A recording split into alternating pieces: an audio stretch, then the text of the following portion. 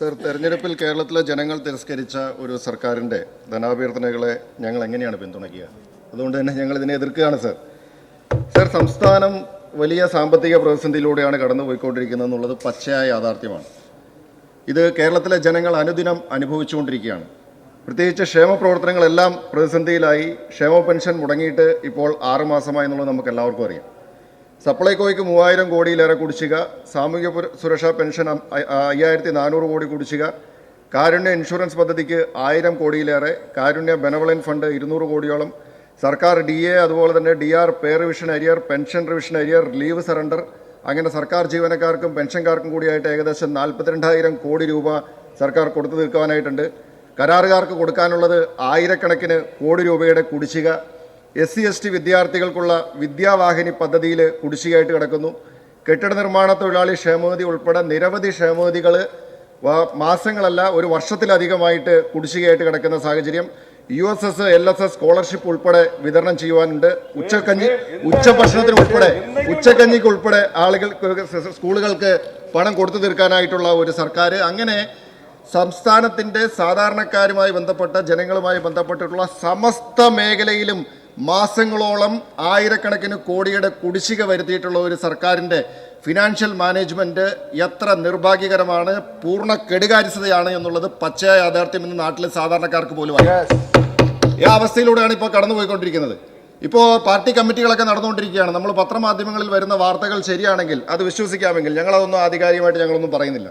പക്ഷേ പത്രമാധ്യമങ്ങളിൽ വരുന്ന വാർത്ത ശരിയാണെങ്കിൽ ബഹുമാനപ്പെട്ട ധനകാര്യമന്ത്രി അദ്ദേഹം വേണമെങ്കിൽ രാജിവെക്കാമെന്ന് പാർട്ടി കമ്മിറ്റിയിൽ എവിടെയോ പറഞ്ഞു വന്നതായിട്ടാണ് ഞങ്ങൾക്ക് അറിയാൻ സാധിച്ചത്. ശരിയാണോ അല്ലയോ എന്ന് അദ്ദേഹം തന്നെ പറയട്ടെ.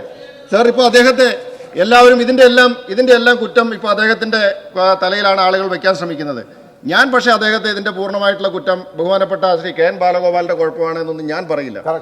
ഇതിൻ്റെ യഥാർത്ഥ കുറ്റവാളി അദ്ദേഹത്തിൻ്റെ മുൻഗാമി ഡോക്ടർ തോമസ് ഐസക്കാണ്. ഇപ്പോൾ നമുക്കൊരു കാര്യം, ഈ 2006 മുതൽ അദ്ദേഹം ധനകാര്യമന്ത്രിയായിരുന്ന കാലം മുതലുള്ള സംസ്ഥാനത്തിൻ്റെ ധനകാര്യ മാനേജ്മെൻറ്റ് പരിശോധിച്ചാൽ നമുക്കത് മനസ്സിലാവും. സർ, നമുക്ക് 2003 കാലഘട്ടത്തിൽ നമുക്കറിയാം ഇവിടെ FRBM ആക്ട് നിലവിൽ വന്നു. 2004 ഉമ്മൻചാണ്ടി ഗവൺമെൻറ് അന്ന് FRBM ആക്ട് നമുക്ക് ഇവിടെ സംസ്ഥാനത്ത് നടപ്പിലാക്കി. അപ്പോൾ അന്ന് നമ്മൾ ഉദ്ദേശിച്ച് 2008 ആകുമ്പോഴേക്കും നമ്മുടെ റവന്യൂ കമ്മി ഇല്ലാതാക്കുക എന്ന ലക്ഷ്യത്തോടു കൂടി കുറേ നടപടികളുമായിട്ട് അന്നത്തെ UDF ഗവൺമെൻറ് മുന്നോട്ട് പോയി. പക്ഷേ എന്താ സംഭവിച്ചത്? സർ, 2006 ഡോക്ടർ തോമസ് ഐസക്ക് കേരളത്തിൻ്റെ ധനകാര്യമന്ത്രിയായിട്ട് ചുമതലയേറ്റു. ആ സമയത്ത് തന്നെയാണ്, അതിനോടനുബന്ധിച്ച് തന്നെയാണ് തുടർന്നുള്ള വർഷങ്ങൾ 2006 വാറ്റ് നടപ്പിലാക്കിയത്. അപ്പോൾ വാറ്റ് നടപ്പിലാക്കിയപ്പോൾ അദ്ദേഹം കരുതിയത് പുതിയൊരു നികുതി ഘടന വരുന്നു, കേരളത്തിന് വലിയ തോതിലുള്ള നികുതി വളർച്ച ഉണ്ടാകും, അതുകൊണ്ട് നമുക്കിവിടെ എന്തും ചെയ്യാമെന്ന് കരുതി കടമെടുത്ത് കൂട്ടാനായിട്ടുള്ള പദ്ധതികളുമായിട്ട് അദ്ദേഹം മുന്നോട്ട് പോയി. കടമെടുത്ത് വികസിപ്പിക്കുക എന്നുള്ളതായിരുന്നു തോമസ് ഐസക്കിൻ്റെ പ്രഖ്യാപിത നയം തന്നെ. അങ്ങനെ കടമെടുത്ത് വികസിപ്പിക്കാൻ മുന്നോട്ട് പോയി. പക്ഷേ വാറ്റ് മുന്നോട്ട് പോയി അത് കുറച്ച് നാളുകൾ കഴിഞ്ഞപ്പോൾ മനസ്സിലായി സംസ്ഥാനത്തിന് ഉദ്ദേശിക്കുന്ന തരത്തിലുള്ള നികുതി വർധനവ് അതുവഴിയൊന്നും ലഭിക്കുന്നില്ല എന്ന് അന്ന് കുറേ കാലം കഴിഞ്ഞപ്പോഴാണ് ഡോക്ടർ തോമസ് ഐസക്കിന് മനസ്സിലായത്. വീണ്ടും UDF ഗവൺമെൻറ് അധികാരത്തിൽ വന്നു. ബഹുമാനായ KM മാണി സാറിൻ്റെയും ഉമ്മൻചാണ്ടി സാറിൻ്റെയും ഒക്കെ നേതൃത്വത്തിൽ അന്ന് നമുക്ക് ആ FRBM ആക്ടിൻ്റെ പാതയിലേക്ക് സംസ്ഥാനത്തിൻ്റെ സമ്പദ് വ്യവസ്ഥയെ കൊണ്ടുവരാനായിട്ടുള്ള ശ്രമങ്ങളുമായിട്ട് മുന്നോട്ട് പോയി. പക്ഷേ വീണ്ടും 2016 LDF ഗവൺമെൻറ് അധികാരത്തിൽ വന്നു. 2016 LDF ഗവൺമെൻറ് വീണ്ടും അധികാരത്തിൽ വന്നു കഴിഞ്ഞപ്പോൾ തോമസ് ഐസക്ക് വീണ്ടും ധനകാര്യമന്ത്രിയായി. അദ്ദേഹം വലിയ ധവളപത്രമൊക്കെ കൊണ്ടുവന്നു. ആ കാര്യങ്ങളൊക്കെ നമ്മളോട് ചർച്ച ചെയ്തിട്ടുള്ളതാണ്. അദ്ദേഹം ഇവിടെ എന്താ സംഭവിച്ചത്? യഥാർത്ഥത്തിൽ 2017 GST വന്നു. 2017 GST വന്നപ്പോൾ ആ GST കൊണ്ട് ഇവിടെ കേരളം വലിയ സ്വർഗമാകും, ഇവിടെ 20% മുതൽ 25% വരെ വരുമാന വർധന ഉണ്ടാകും എന്ന് ഈ നിയമസഭയ്ക്കകത്ത് പറഞ്ഞത് കേരളത്തിൻ്റെ ധനകാര്യമന്ത്രിയായിരുന്ന ഡോക്ടർ തോമസ് ഐസക്കാണ്. അപ്പോൾ 25% വരെ വർധന ഉണ്ടാകാൻ പോകുന്നു, അതുകൊണ്ട് ഇവിടെ കേരളത്തിൽ നമ്മൾ കടമെടുത്ത് എന്തോരം വേണമെങ്കിലും നമുക്ക് കടമെടുത്ത് കൂട്ടാം എന്ന് പറഞ്ഞുകൊണ്ട് അദ്ദേഹം കുറേ പരിപാടികളുമായിട്ട് മുന്നോട്ട് പോയി. സംസ്ഥാനത്തിൻ്റെ തനത് വരുമാനം വർദ്ധിപ്പിക്കുന്നതിന് വേണ്ടിയിട്ടോ നികുതി വരുമാനം വർദ്ധിപ്പിക്കുന്നതിന് വേണ്ടിയിട്ടോ ഉള്ള യാതൊരു നടപടികളും അദ്ദേഹത്തിൻ്റെ കാലഘട്ടത്തിൽ ഉണ്ടായിട്ടില്ല, ആ LDF ഗവൺമെൻറ്റിൻ്റെ കാലഘട്ടത്തിൽ ഉണ്ടായിട്ടില്ല. അപ്പോൾ വാറ്റ് സമയത്ത് കോളടിച്ചതുപോലെ ഇപ്പോൾ GSTയിലും കോളടിക്കുമെന്ന് പറഞ്ഞുകൊണ്ട് എനിക്ക് സന്തോഷം കൊണ്ടൊക്കെ എനിക്ക് ഇരിക്കാൻ വയ്യ എന്ന് പറഞ്ഞ് അദ്ദേഹം കുറേ കാര്യങ്ങളുമായിട്ടൊക്കെ മുന്നോട്ട് പോയി. അപ്പോൾ എന്താ സംഭവിച്ചത്? ഇവിടെ നമ്മൾ വരുത്തേണ്ടുന്നതായിട്ടുള്ള റീസ്ട്രക്ചറിങ്ങോ മറ്റ് നടപടികളോ ഒന്നും സ്വീകരിക്കാതെ മുന്നോട്ട് പോയി. 5 വർഷത്തേക്ക് കോമ്പൻസേഷൻ ഉണ്ടായിരുന്നു, GST കോമ്പൻസേഷൻ. അപ്പോൾ 5 വർഷത്തേക്ക് GST കോമ്പൻസേഷൻ വരുന്നത് കൊണ്ട് ഒന്നും പേടിക്കാനില്ല എന്ന് പറഞ്ഞ് അദ്ദേഹം മുന്നോട്ട് പോയി.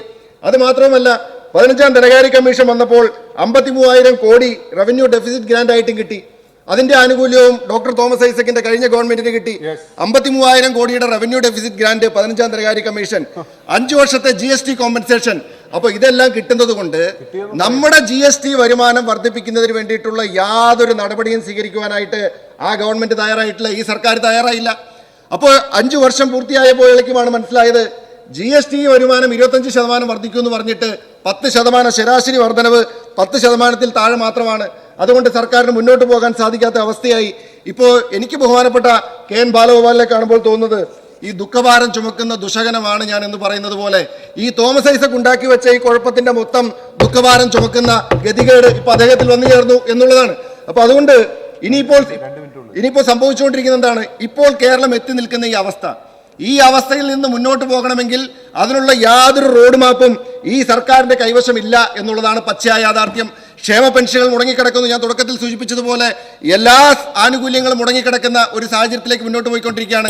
ഇവിടെ കൃത്യമായ ഇടപെടലുകൾ നടത്താനായിട്ട് സർക്കാരിന് സാധിക്കുന്നില്ല, ധനകാര്യ വകുപ്പിന് കഴിയുന്നില്ല. ഈ സർക്കാരിന് അതുമായി ബന്ധപ്പെട്ടുകൊണ്ട് യാതൊരു നടപടികളിലേക്കും മുന്നോട്ട് പോകാൻ സാധിക്കുന്നില്ല എന്നുള്ളതാണ് പച്ചയായ യാഥാർത്ഥ്യം. അതുകൊണ്ടാണ് ഇവിടെ ആളുകൾ ഇപ്പോൾ പാർട്ടി കമ്മിറ്റിയിൽ വരെ വിമർശനങ്ങൾ വരികയാണ്.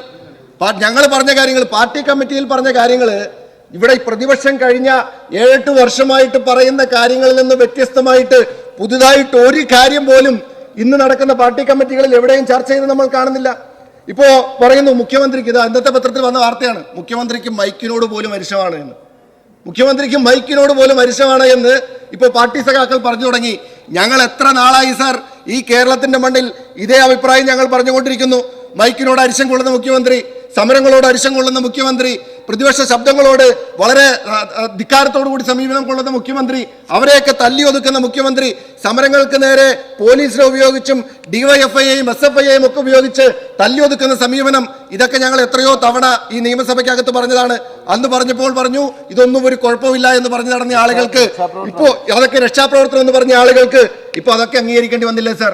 ഞാൻ അവസാനിപ്പിക്കുകയാണ് സാർ. ഇവിടെ ഒരു കാര്യം പറഞ്ഞു.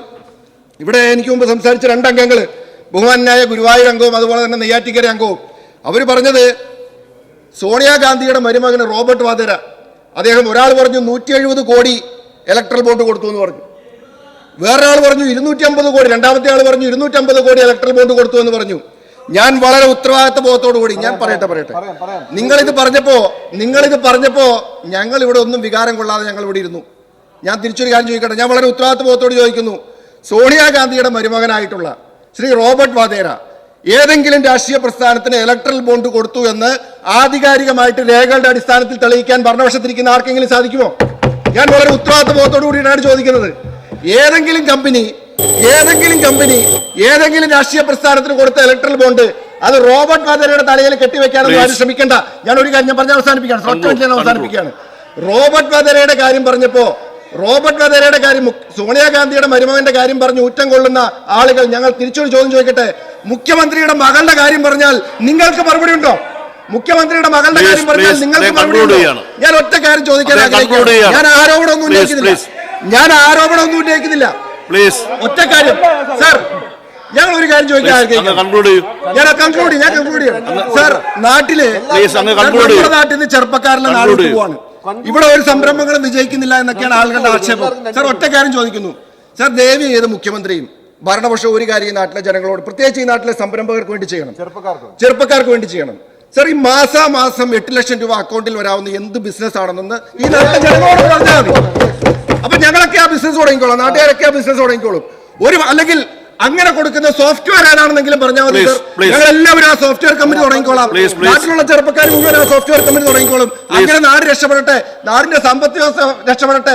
എല്ലാ ആളുകളുടെ അക്കൗണ്ടിലേക്ക് 8 ലക്ഷം രൂപ മാസാമാസം വന്നാൽ, എല്ലാ ആളുകളുടെ അക്കൗണ്ടിലേക്ക് മാസാമാസം 8 ലക്ഷം രൂപ വന്നുകൊണ്ടിരിക്കുകയാണെങ്കിൽ, ഒരു സേവനവും കൊടുക്കാതെ വന്നുകൊണ്ടിരിക്കുകയാണെങ്കിൽ എത്ര രൂപ നമ്മുടെ ഖജനാവിൽ വരും? എത്ര രൂപ നമ്മുടെ സംസ്ഥാനത്തിന്റെ നികുതി വരുമാനം ഉണ്ടാവും? അതൊന്ന് നാട്ടിലെ ജനങ്ങളോടൊന്ന് പറഞ്ഞാൽ ഉപകാരമായിരിക്കുമെന്ന് പറഞ്ഞുകൊണ്ട് ഞാൻ നിർത്തുന്നു സാർ.